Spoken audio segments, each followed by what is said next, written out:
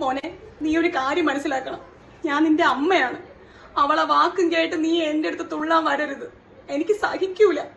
നിനക്ക് തലയണി മന്ത്രം തരാനൊക്കെ അവള് കാണും. അവള് നിനക്ക് എനിക്കെതിരായിട്ട് അവളെല്ലാം പറയും. ഞാൻ ഒരു ദിവസം കേട്ട്, നിങ്ങളെ റൂമിൽ നിന്ന് ഒളിഞ്ഞു നിന്ന് ഞാൻ കേട്ട്, ആ വാതിലിന്റെ അവിടെ വന്ന് നിന്ന് ഞാൻ കേട്ടപ്പോ അവൾ എന്നെ കുറിച്ച് നിന്റെ അടുത്ത് എന്തൊക്കെയോ പറയണേ. പക്ഷെ നീ തെറ്റിദ്ധരിക്കില്ല, ഞാൻ ഒളിഞ്ഞു നോക്കിയതല്ല.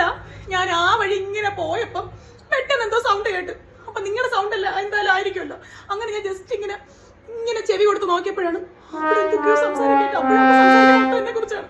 അപ്പൊ നിന്റെ അടുത്ത് രാത്രി അവളെല്ലാം എന്നെ കുറിച്ചാണ് കുറ്റം പറയുന്നത് എനിക്ക് മനസ്സിലായി. പിന്നെ എന്ത് ചെയ്യാൻ, സഹിച്ചല്ലേ പറ്റും. പക്ഷെ മോനെ, നീ അവള് പറയണം ഒന്നും വിശ്വസിക്കരുത്. നിന്നെ ഇപ്പൊ കയ്യിൽ കിട്ടിയോണ്ടാണ് ഞാൻ പറയണത്. ഇപ്പൊ ആ ഭൂതൻ ഇവിടെ ഇല്ല, അതുകൊണ്ടാണ് എന്റെ മോന്റെ അടുത്ത് ഞാൻ പറയണത്. ഒന്നും വിശ്വസിക്കല്. ഇന്നലെ ഞാൻ പറഞ്ഞു, മോളെ ആ സ്റ്റൗ ഒക്കെ ഒന്ന് തുടച്ചിട്, വൃത്തിയാക്കി ഇട്. വൃത്തിയില്ലാതെ ഇട്ടിരുന്നു. അത് തുടയ്ക്കാൻ പറഞ്ഞു. മോന്തേ കനച്ച് കെട്ടിപ്പോ ചോണ്ട് പോണുണ്ട്.